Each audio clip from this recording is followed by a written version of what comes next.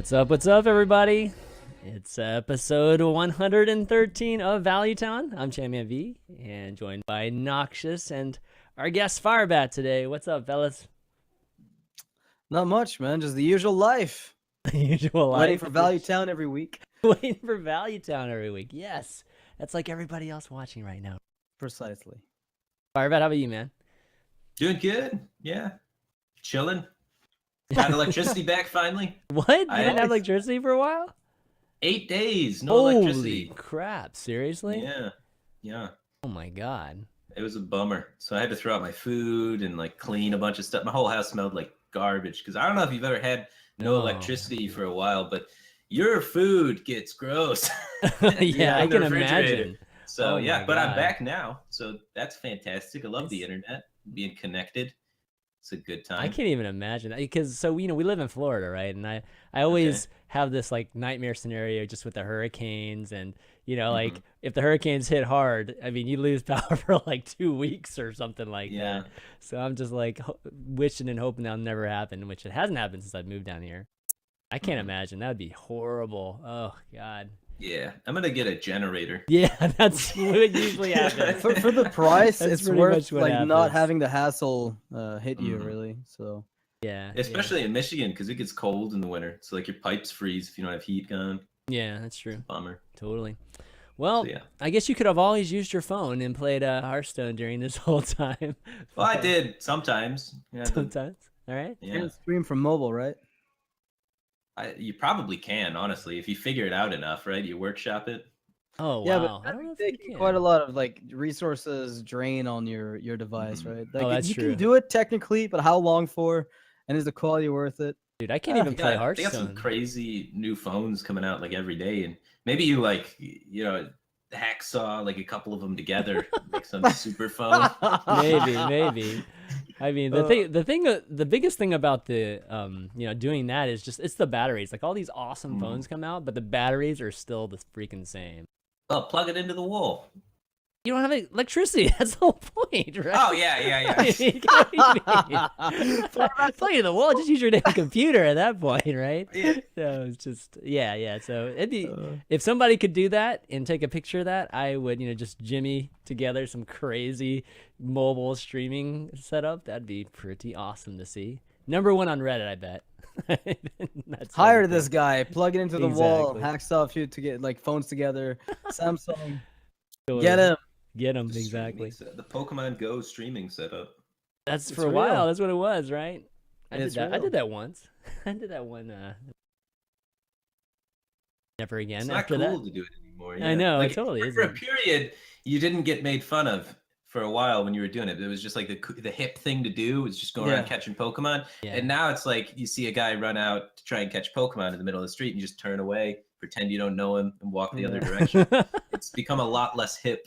No, more importantly, I think you ask yourself why he's not just paying $10 to get all the Pokemon in the world to a sketchy website who gets them through GPS hacking. Is that what happens? I didn't even know that. That's what they do now. They actually just have bots that roam virtual space capturing Pokemon, and they resell accounts on the marketplace. The point of catching the Pokemon is the journey. Exactly.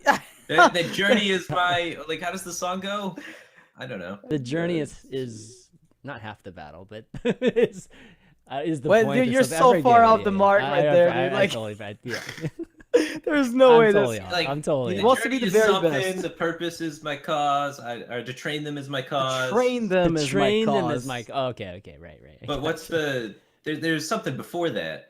I don't know. I want to be the very best. That's all I know. Same here. Like I only know the one line. It's really connected with me over the years. But other than that, I don't know what's going on.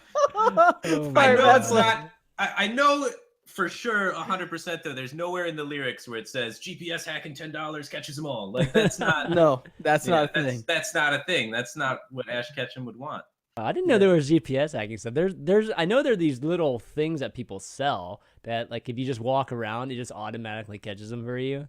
Like you don't actually have to do that. That still requires walking. They're literally they're spoofing location and just. It's an exercise app. Why are you cheating on exercise? Totally. What is like the new Fitbit, dude? The non-sketchy thing is when you look at someone's phone who has that stuff, it's like Snorlax caught in Hong Kong. The guy lives in like New York City. You're like, so you went to Hong Kong to catch this guy, and then the next Pokemon next door is like, whatever the name of that Pokemon is, caught in Australia. When did you go there, bro? Like you got this game last I was week. there yesterday, dude. I was there yesterday. I totally crossed the entire planet. All right, well, this ain't a Pokemon Go show, so why don't we get back to Hearthstone? I promise we do have a lot of Hearthstone to talk about today. Just going to touch on some ungrown news, Heroic Brawl, PAX East ONOG, some news in the community and just generally in Hearthstone, and then maybe take a question from the folks that emailed the question to us this week. But I'm going to start out with the journey to Ungrow news. There's been a couple posts this week, one most recently today, that talked about the live stream that's going to be happening this Friday, which they said March 17th, like a couple weeks ago when they made the first video. So to their word, they're going to be having a live stream with Day 9 and senior designer Peter Whalen at 11 a.m. Pacific. And I'm assuming they're going to show a bunch of cards. I hope.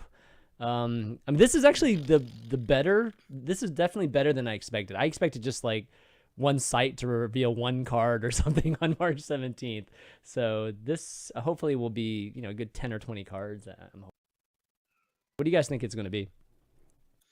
I don't know. It really depends on because they've been experimenting a lot with the reveal patterns in the past. So I don't know exactly what they've settled on, but there's probably going to be like a few cards here. Again, they're going to showcase some custom decks with, show matches and then reveal the final cards. I expect about a dozen cards from this reveal on Friday, and then it's going back to trickling, a card here and there, premium reveals for content websites. I will, however, say one thing: I love Day 9, so that's a good. That's a good. Sean, awesome. Yeah, it should be a fun stream, but yeah, it's kind of probably just going to be what it's been in the past. They usually have play games and stuff like that. They've had like a bunch of content producers, like similar people to Day 9 before, out to some location, and then they play with a game designer and they showcase some amount of new cards in some practice decks or example decks that are usually kind of wonky, and they play together, and then they show off 12 cards or whatever, and then they give the rest of the cards to be revealed by streamers and content producers and websites. So then those come a little bit later down the line, and that's worked for them in the past and probably continue doing it that way. Sounds like I think you guys are going to be right about that. It's probably going to be something like we saw with Frodan, before him and Broad, doing that exactly that kind of like reset decks and playing and revealing some as they go. But I'm hoping we see a good amount of stuff, because we still probably have like a month to go, right? It's going to probably be a month of drip feeding from here. So I have a question regarding that. I mean, do you guys feel that there was a bit of a momentum loss on the part of the the Ungoro hype, because we had the Ben Broad wrap, and then coming after the Ungoro reveal, and then there was like a lull moment. Do you think that's intentional, that nothing happened in between, or don't you feel like there's something missing? And I saw that Reddit thread, so I know what you're talking about. Yeah. But at the same time, like I don't know, this seems to be the most promotion they've done for an expansion that I've seen so far. Like usually they don't start this early with the promotional stuff, and usually there's less promotional stuff. We had like a bunch of random stuff happening, such as the Ben Broad rap that you mentioned, and we just had the Wonders video of Ungaru you're right thing. Right here. So like, I don't know. I think they're promoting it more even. So I don't feel that way at all. I mean, this is like episode 1 of this Wonders of Ungoro thing, and I mean, this is the first time they've ever done video content that. This is a hired actor, right? This is something we've definitely seen in other stuff before. He's from Community. Yeah, right? exactly. He's actually a Hollywood actor. So they've never done this with any of the other stuff. In fact, like I think the video stuff that they've done in the past has been minimal. Wow. Like look at that like to dislike ratio at the bottom there. I know. Isn't that crazy? They're pretty peeved that there's no new cards, I imagine, right? Like they should have put like they had the weird thing at the end with the 5-mana dragon or whatever, but they should have had a card reveal at the end. Yeah, they should have had something. I know. I think I agree with that. I mean, to be honest, the video's pretty lame. I mean, I just being completely honest. I mean, there's nothing there. Like Yeah, it's just no substance. yeah. I mean, okay, he gets all these spines in his face at the end. It's supposed to be kind of funny, but I don't know. I feel like they could have gotten to that funny part like right off the bat instead of like half the video is just him. This is Ungoro creator, and we're going on an adventure and all that stuff. So it's a long-term plan, right? Yeah, they want to get you I know invested in the characters, and then Blizzard does that in all their games. They have tons of lore. They try to get you really invested in the characters. It's kind of what they do. And some people really love it, and then they fall in love with the lore, buy lore books and stuff like that. That's like a real thing people do. So yeah, I get it. It's their storyline thing, and that's how they make their characters last forever and get the following that they get behind their games. So I can appreciate it on that level. But at the same time, I'm not a lore guy, so I don't really care. I mean, the lore for Hearthstone. I mean, it's Firebat's like brutally honest, not for me. Yeah, like I get people love that stuff, and I get they love the storyline. It's just that's not me. I think we already know that based on guy. Streamer Showdown, the first game segment we did there. I scored like what 100 points. Or I might have been negative 100 at that time in the lore section. It's not good. Oh man, no. But overall, though, I think Firebat. I'm more in the bucket Firebat. I think they are promoting it a lot more. They're trying new things, and overall, it's good. It's just they can't do exactly what other games do. Like I think adding a card reveal here would have been like just exponentially better, and it would have fit Hearthstone better. That's just like what we do.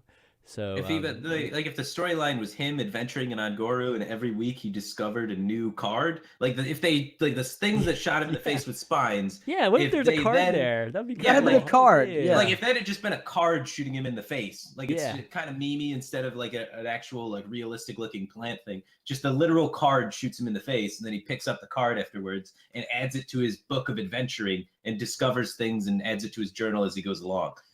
Yeah, I mean we've seen some sick card cosplay at BlizzCon, so they should totally card cosplay. Yeah, absolutely, right.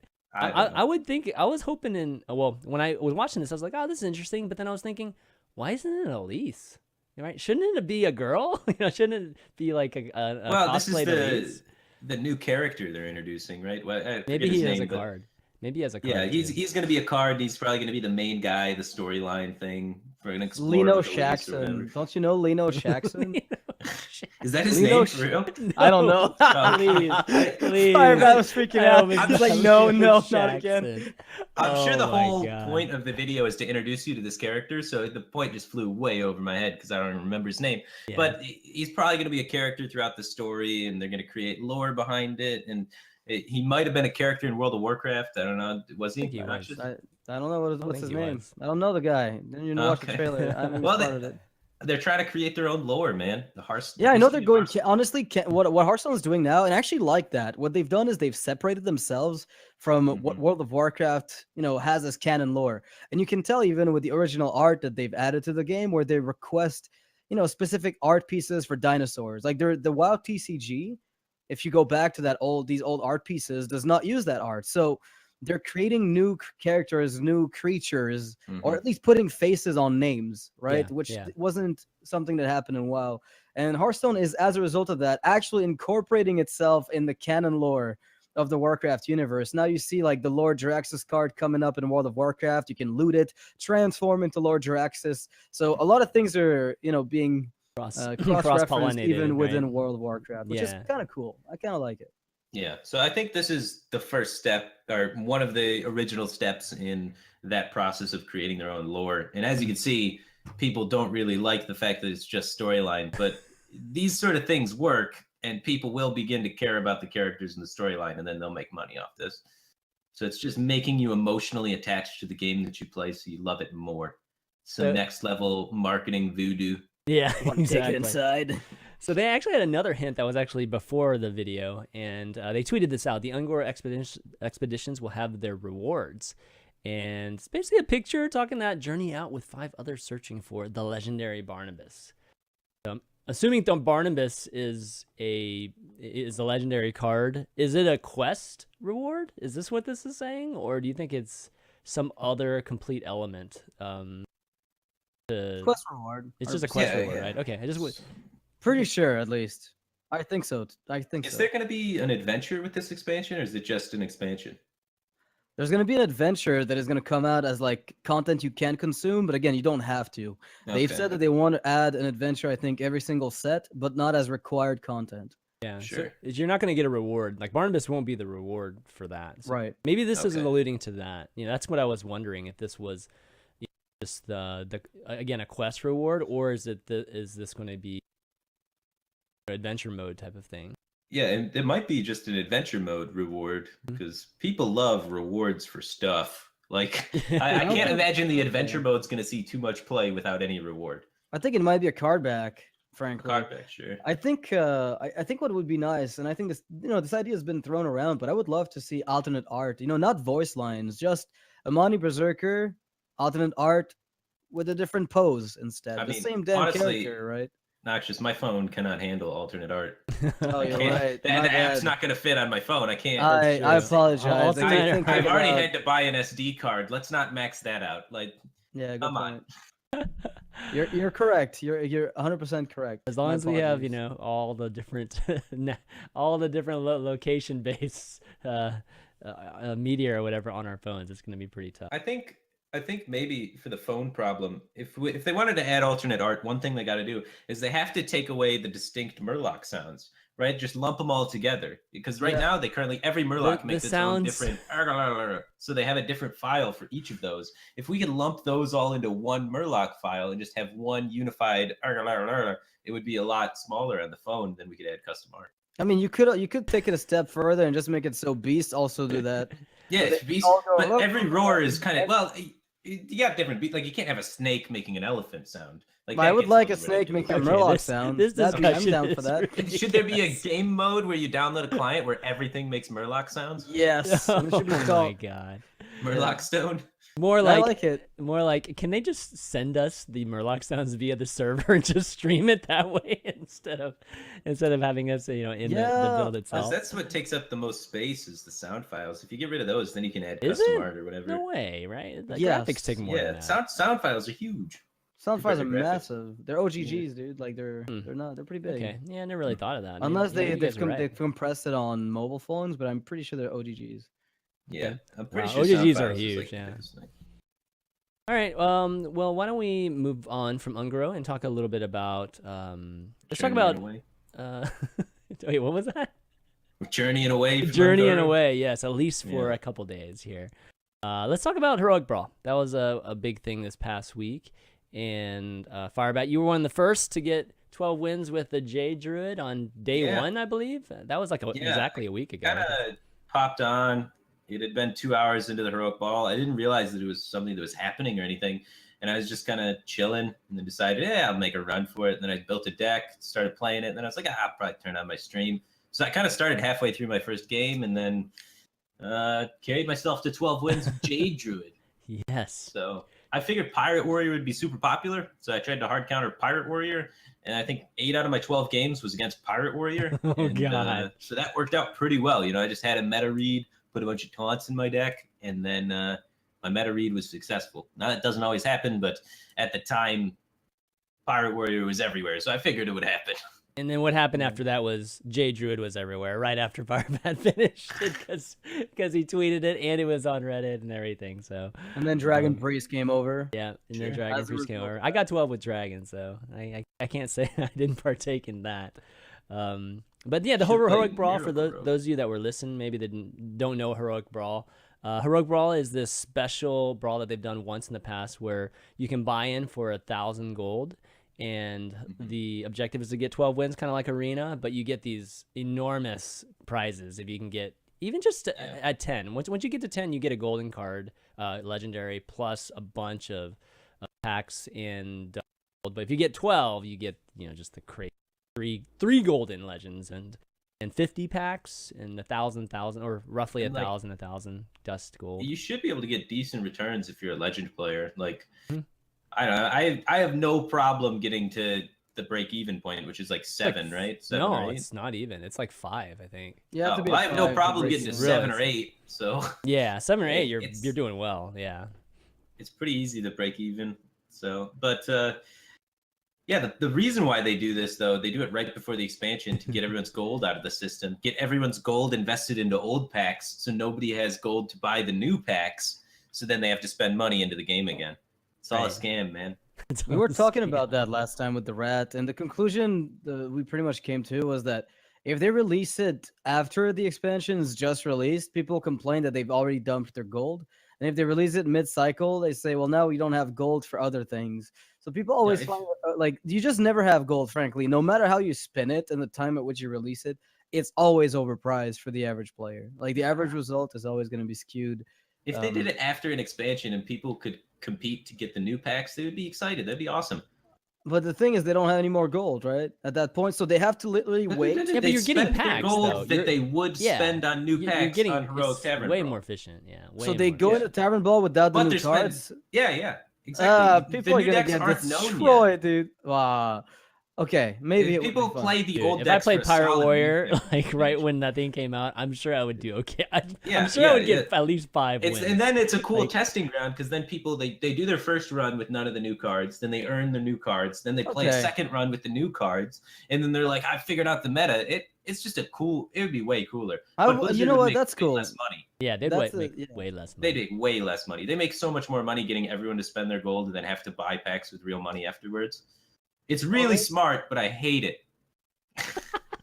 It's really smart as a developer, but I hate it as a consumer. Yeah, I want it to be when the expansion drops, so you have this cool Heroic Tavern, a new metagame where people really want to try to win, but they also want to try new stuff. So then you have this balance of people playing the new cards and people playing the old decks. Because right now, when an expansion drops, everyone plays the new decks. And you have no idea what's good because every deck you're playing against is garbage. So this would give it an environment where you could actually test the cards efficiently without having to be like, hey, man, you're my teammate. Do you want to play the old decks while I play the new decks so we can have a reference point of if this is good? And some guy in your practice group is stuck being the control group, and he's sitting there throwing things at the wall because he's bored as hell. He wants to play the new cards. So it incentivizes people to play the old decks to create a better testing environment for people. That's an interesting way to look at it because I feel like most people look at it the complete opposite, which is this is high stakes. So I would never test a deck, in this, like spending 1,000 gold. Well, that's the fun part. If you were able to figure out the best deck first, and you just get double the rewards basically, over and over and over and over again before you post to everybody what the new busted deck is. Right, you could sneak in 3 or 4 wins before you post it out on Twitter. Just get 3 or 4 12-win rounds in a row with the new deck because it rewards deck building in that sense. Because everyone's still playing the old stuff, and you figured it out. You broke the code. Okay, all right, that's fair. That'd definitely be interesting. I think there would be definitely a couple handfuls of players that would be partaking that way, and I mean it would be amazing. It would be a pretty cool kind of experiment. It's a sandbox. It's like a high stakes sandbox.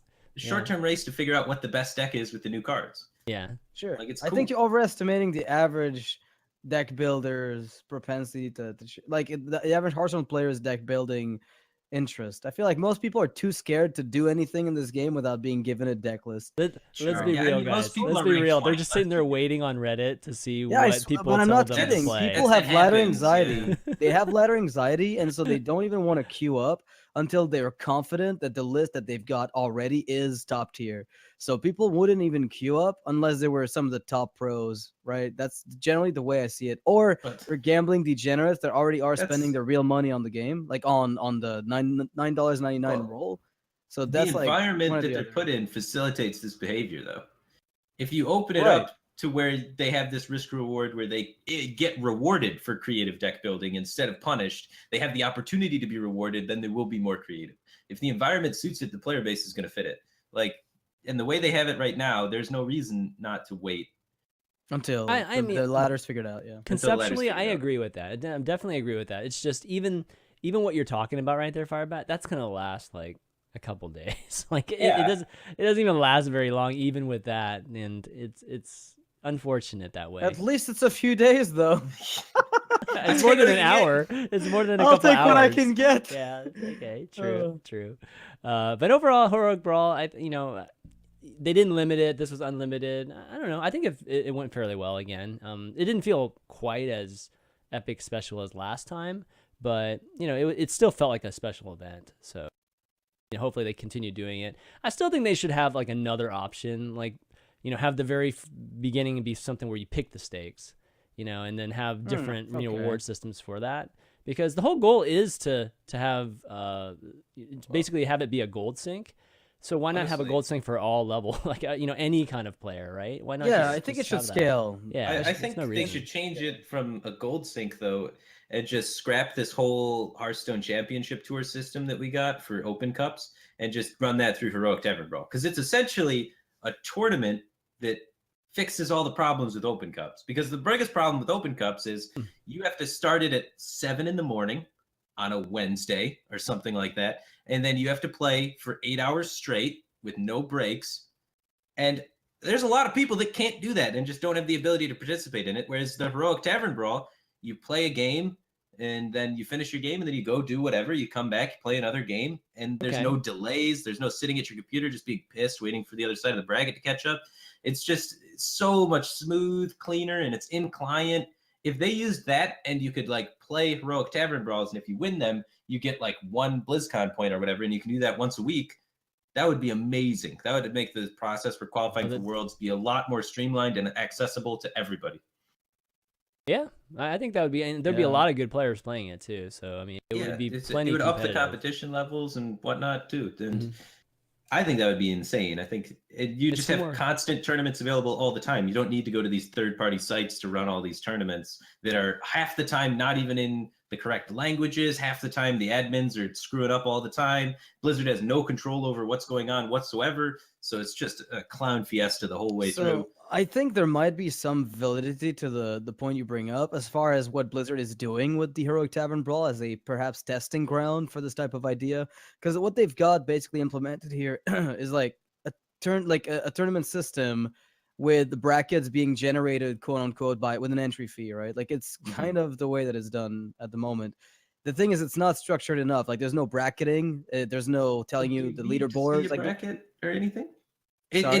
You don't need to see a bracket. Right, that's what I'm saying. Yeah. But that's what they're doing, is they're actually streamlining it to the point. Because one of the big hurdles that they've had to, they've been mulling over for a while now, from my understanding, is how do we make these tournaments not feel like they're against the spirit of Hearthstone, which is easily accessible, jump in, play, compete. Yep. The way Heroic Tavern Brawl is structured is actually perfect for that. Yeah, it's nuts, dude. I think it's so good. If they just made that replace open tournaments, I'd be so happy. And that doesn't even take a lot of work, I imagine. They already have it built. They still have to add it to the interface. And I mean, right now they're just piggybacking on the Tavern Brawl. If they add it to as another independent button and call it open tournaments, I think that'd be perfect. I think that'd be the best way to qualify for BlizzCon. Yeah, I think that's a good idea. It's very Hearthstone-like you guys said. It feels like that's how the behavior is in Hearthstone generally, and it would match it really, really well. Mm-hmm. Okay, let's see. I think that's it for Tavern Brawl. Why don't we move on to some competitive, or just a tournament, an event. PAX East just happened this past weekend over in Boston, and there was a Hearthstone event that was there that actually had a good number of top players there, Europeans and mostly North Americans, of course. But lots of good players, lots of notable players, and Firebat, you casted it with Frodan, of course. Overall, I found whenever I was able to watch it, I found it really entertaining. I mean, there were a few storylines, but before I guess talking about some of those, Ray C ended up winning it, so congratulations to him. Ended up taking it over Muzzy, and man, Muzzy's so close, man. Muzzy's always so close.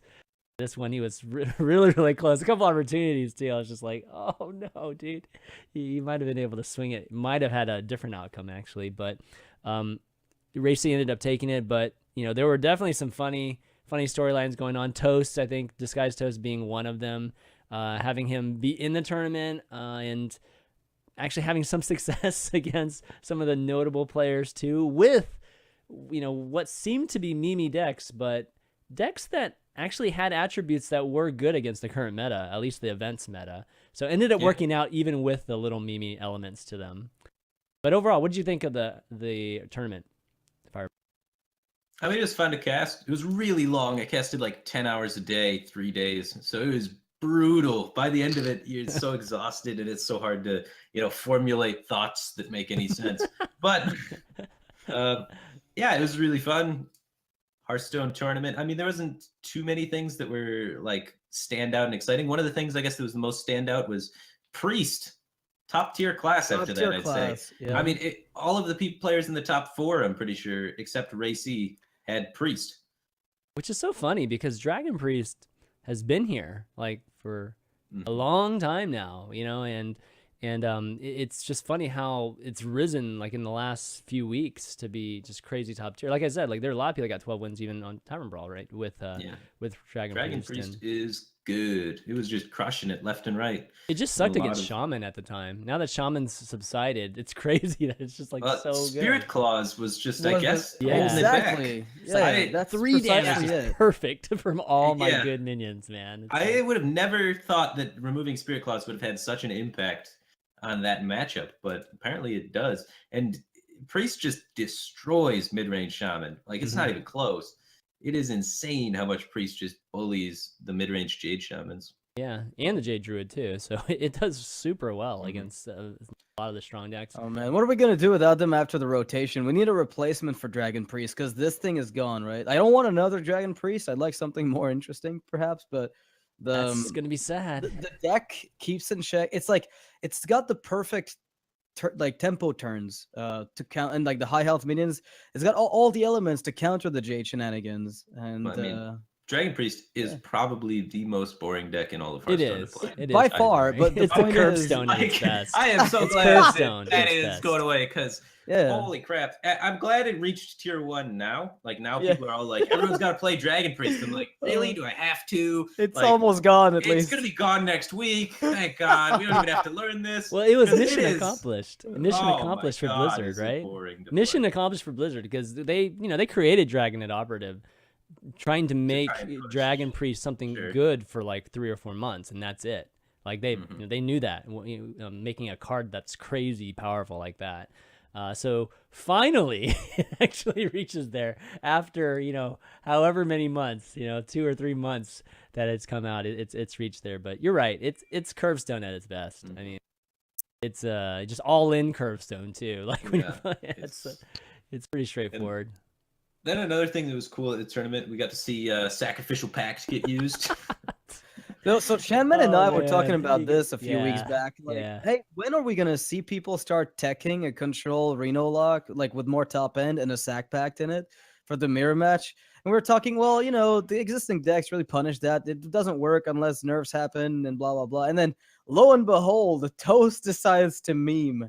Yeah, and it was brilliant. He even baited it too. Well, he had initiative plays that he could have done, but he had Sack Pact in his hand, and he knew it was likely for his opponent to have Jiraxis. So he took a weak play that allowed Show to play Jiraxis, and then Show played Jiraxis and got Sack Pact. So he baited him with it too. It's pretty sick. But what's awesome is like Toast's Reno lock also has things like Doom, and I think it had Medivh in it too. It's stuff like I played when Karazhan first came out. So it's so funny. It was so bad back then, though. It was so bad because the tempo, like the amount of damage you take from a 1-mana weapon, like just to put it out there is like you're long dead by the time you've stabilized, and Doom doesn't help you. Whereas now it's just that extra wipe that that really helps. Like, well, I always ran into an issue with Doom just because I always had a ton of cards as a Warlock, so it was it was kind of a pain. But it was nice getting a 10-drop right from Medivh, because there's not that many spells that are good with Medivh and Warlock. Yeah, Sack Pack was good, and I think right now Reno Lock's not played quite as often as it was, maybe 4 months ago. So Sack Pack is even riskier now than it was. That was the issue with his lineup, right? He had 3 decks that tried to target mid-range Shaman and Reno Lock, and it kind of hard targeted Reno Lock and soft targeted mid-range Shaman, and there just wasn't enough Reno Locks in the tournament, so didn't end up finding success. Other players also went with that lineup as well. Frozen had pretty much the same lineup, different techs, but pretty much the same lineup as Toast, targeting the same sort of thing. And he got decently far. I think he got to top 16 in the tournament, but didn't quite go all the way. So it's like a strategy that was really cool, but in the end, as it always does in Conquest and has since the beginning of time, the cool, crazy targeting strategy didn't work, and the best strategy was bring the best decks. Yep. Fun. It's So I mean, fun. sometimes it's interesting when Wow. you have like a playtesting group, right? And everybody agrees, let's bring the same anti like specific tech lineup, and then one guy goes top 4, the others are in like the bottom 64. You're just like, yeah, that didn't really pan out. Like It's one just guy Well, gets okay, everything let's and the talk others about the don't. value of it too. I mean, Okay, you so can ask Pavel. He's won a lot recently. Ask him, do you ever target anything? What's your idea with decks? And he'll always say, yeah, bring the best decks. Yep. it's true. Seems Well, good. I mean, It's, from a you gotta- counterpoint, let's talk about just the reason for bringing a little bit more, entertaining decks. We'll just categorize it that way. Well, you get viewers, right? People Yeah. love you. You cause the tournament to be more entertaining, but you're less likely to win. You're hurting your percentage to win. I think it's smart to bring cool, crazy cards. I think the estimated value on your percent chance of winning versus the estimated value on your percent chance of people caring about your games. More people care about your games than the amount you increase your chance to win. For example, I think Green Sheep should have kept Noggin Fogger in his zoo. I think that's ridiculous to back out on that promise and not keep Noggin Fogger, even with some of the tweets being bots, because that's a storyline. People want to tune into your match. They know there's Noggin Fogger. It's not bad either. And like you're losing. Well, it's pretty bad. That Pretty was bad. No. I mean, it's pretty Let's bad. I not don't know if try you're to gonna spin it, say- dude. Stop breaking my dreams. Already you got 12 wins with it. Stop breaking my dreams. It's dude. pretty bad. Oh. I don't want to hear it, Chan, man. Noggin Oh, Fogger is man. bad. Yeah. Noggin Fogger's Yeah. bad, but you're gonna tune into that game. Yeah, Yeah, you're you will. absolutely gonna watch He's- that game. You have a, You're he has totally a gonna watch percent that chance, game. like maybe he loses 5 or 10% to win the game, but if he does win the game, you're gonna remember that. You're gonna be sitting around. It's gonna be Noxious, and then he's gonna be sitting around with his kid. Just And he's gonna be laughing. telling his kid, you know, son, when I was a young esports man, Yep. I was once privileged to watch the Great Green Sheep with his Noggin Fogger Zoo, and it'll be a great story. Exactly. That's Absolutely. Christmas time for you. Absolutely. And just proof that every card in Hearthstone is playable at some point. Even the meme But ones. frankly, though, like when we look at the competitive scene of Hearthstone, when there are lulls in like content and people are a little bit disgruntled with the state of the game and they're kind of bored because a lot of it feels repetitive, there is no better time than then to come up with a crazy tech Oh yeah, or a because- crazy deck to bring just for memes. Mhm. That is the community at the moment, for better or for worse, when they get into these states where there's not been a lot of content, they don't really care who wins a tournament. right. And I'm a tournament player. I've played a lot of tournaments. Yeah. And when the meta gets like this, they do not care. The viewers are not interested in who wins. They're interested in anything different because they've seen it all, man. They've seen people win with your decks before. It's happened. Everyone's playing the same things when they win. So they're like, yeah, it's just another guy playing, Yeah, it's the same crap. you Pirate see- Warrior. You see Cool. this kind of thing, and you see this Terrific. kind of thing in sports sometimes. There's always like one or two, players that have some kind of flair, right? And they're always topics on talk shows and things like that. And it might not be on a team that wins championships, but they're always, like at the point of discussion, which is sometimes can be very, very beneficial for you, especially in our community. Well, But overall, yeah, I think only Toast could make oversleeping actually work out for him too. It just continued the meeting. Oh yeah, man, crazy. a lot of crazy. players overslept because the time The change. time change happened. That was Yeah, they I guess use alarm clocks still. I don't know who uses that instead of their phone as an alarm. or just calling. I usually just call Yeah. the front desk too, just in case. Sure, yeah. Get with the times. Yeah, with the times. Like, what are you Yeah. doing? And so ONOG, another great tournament. They're doing another one here at South by Southwest, so definitely check that out. It's got some of the top NA players again going, basically flying directly from Boston to Austin. Mhm. That's going to be happening this weekend too. But yeah, that kind of wraps up events. Oh, the Bahamas is coming up too, and then not this weekend, but the next weekend, next Mhm. week. So that's why we were talking about Green Sheep's decks. There, a lot of people have been posting their decks, so you can get a look at them. But yeah, so before, I guess, moving on, I want to give a quick shout out to all the folks listening on iTunes. For those of you that don't know or don't realize that we're actually available on audio formats too, you can find us on Google Podcasts as well as iTunes. I want to give a shout out to a couple folks that have left us 5-star reviews, which really, really help us out in terms of other folks finding us when they're trying to search for Hearthstone podcasts. The bestest ever and ChanManV are the 2 latest ones that have left really great reviews for us. Thank you so much for doing that. And if you listen to the show and you enjoy it and you haven't quite done it yet, it only takes like 1 minute or even less than a minute to do so, and it helps us out a lot. So also, I want to give a shout out to the folks that support this show. Valuetown is 100% supported by the Patreon right now at patreon.com. And I always want to take some time to thank the folks that really do love the show enough to keep supporting it. Big thanks to our legend producers Mike T, Eric E, Richard S, and then a few other patrons: North Cal, Esser, Johnson C, Paul H, Vincent G, Julius K, Old Man Riv, Austin L, and Lenny P.